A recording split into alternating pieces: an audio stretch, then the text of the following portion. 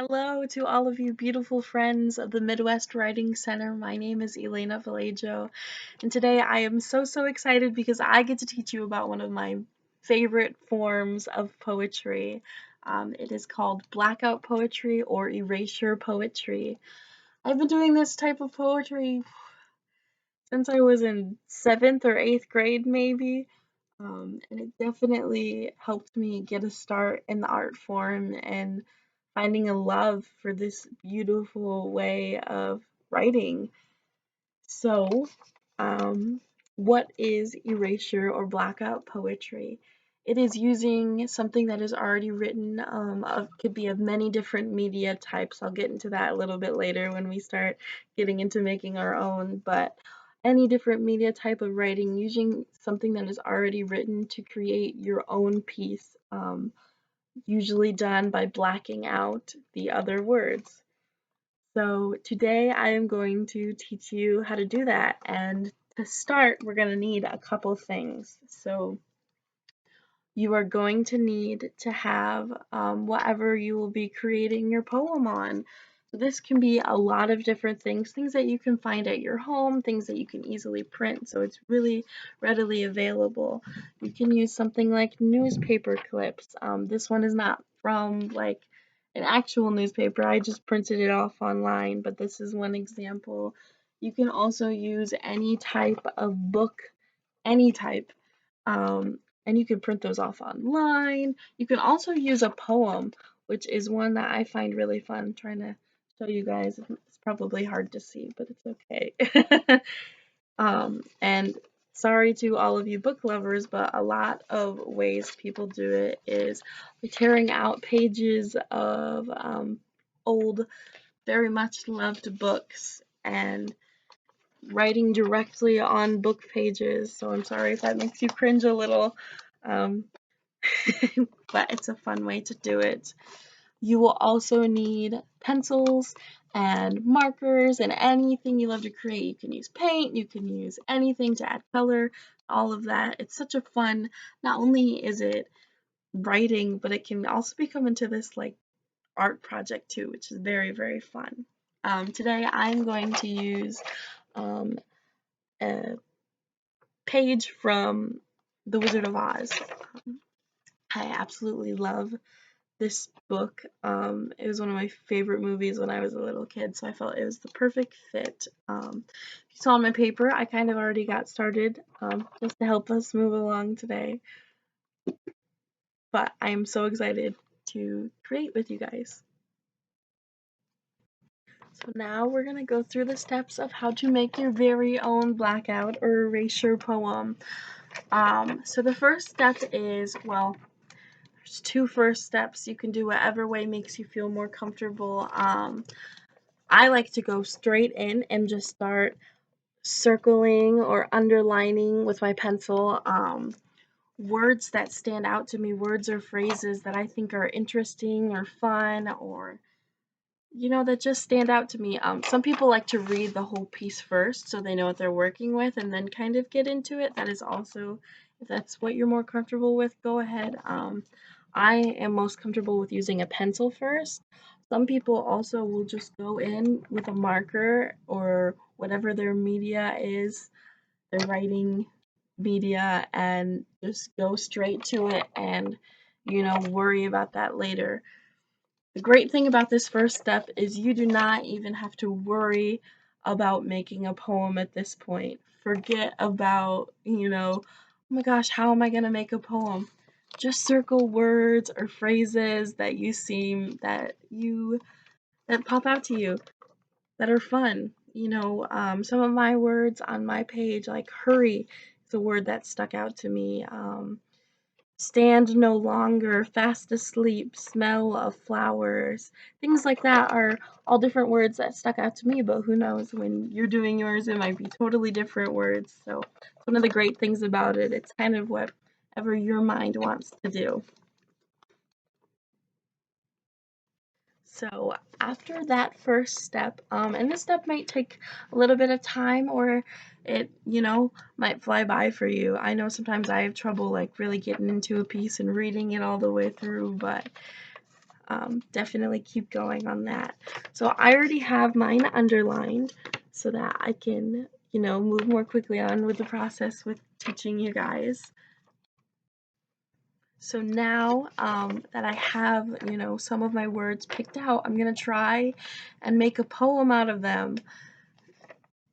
It could be fragments of sentences. Don't worry.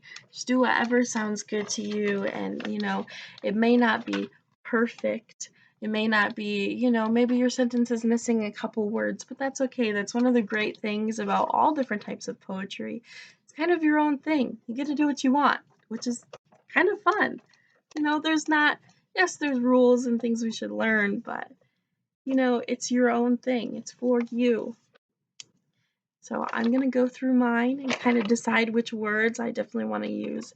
And so at this point in the process, you might have to go back and read and find other words you need to help make your sentences fit. I definitely want to start with smell the flowers. I want to have that in the beginning, but I don't necessarily want to start it just with that. So I'm kind of looking through, I think I'm going to do let her smell the flowers up at the top. So you can always go back and circle more, underline more. You can erase words, be like, I do not want to use that, It's totally fun. So after you have all of your words picked out and kind of have your poem formed, you can go ahead and start creating your artwork of your poem. There's lots of different ways to do this part. I'll show you some examples I have from in the past. The most traditional way of doing blackout poetry is by blacking out everything else out except for the words you want to use. There's different ways you can do this. You can just put a line through them, you can squiggle. This is one of my favorites, just squiggling them out so that you can still see the different words. It's very fun. If your words aren't in order, that's totally okay. You can jump around, And one of the other fun parts is you can use color and things like that to kind of bring your poem to life. So that's so fun. Also, one thing that I forgot to mention earlier is one of the great things about having, someone else's work is that, let's say I'm trying to find a word and I can't quite find it. I wanted the word B-E, and it wasn't in the right spot for me to do it in order, but I found the word being, and so I can just cross out the ending part of that and use the word be, so you can kind of help yourself create your own words that you need, which is really, really fun. So I am going to start with putting a box around the words that I do want because I will definitely forget and cross them out and then I'll be very sad. So I'm going to do that first really quick. So as I'm going through, I can still make changes. That's one of the great things about this is you can still make changes as you're going along. So I actually decided that I didn't want to use the let her at the beginning. So I'm just going to cross that out because I'm going to cross it out later anyways. So that's one of the great things is you can always keep changing, keep evolving it to make it exactly what you want to be. So now I have gone through and circled all of my words. You can see as I, went through, I changed my mind a couple times and it doesn't look perfect and that's totally okay because it's, it's beautiful the way it is and I am so sure that all of your work is too. So now I get to start the blackout part, which is just kind of fun because you just get to write over all the other words that you don't want to use. You can scribble, you can, make pictures, you could do all kinds of different things. I am just scratching them out. I'm just going for it. One of my favorite ways is just to make a mess of the paper because it's not often in life that we just get to have fun and, change things so that they're our way and what we want them to be. I'm just finishing up, scratching out, blacking out of the words I don't want to use. I'm so excited to share this poem with all of you. I really like how it's turned out for me, so that's very exciting.